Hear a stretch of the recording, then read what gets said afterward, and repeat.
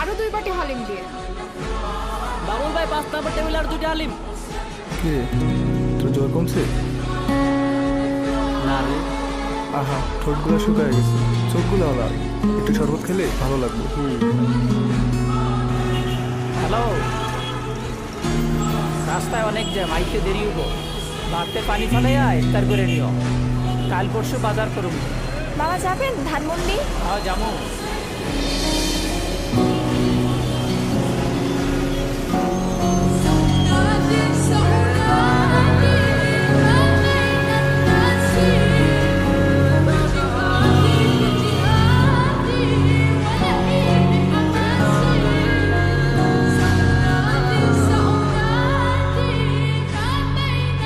জমিলা, বেগুনিগুলো নিয়ে এসো, ইফতারের সময় তো হয়ে গেল।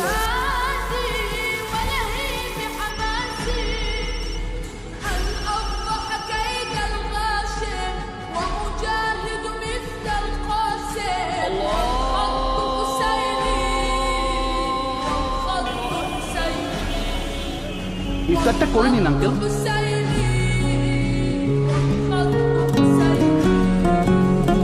ও কোথায় গেল? ভাইয়া, ইফতারে জলের মধ্যে শরবতটা খান, ভালো লাগে। দেখো এমন করেও ভালো থাকা যায়,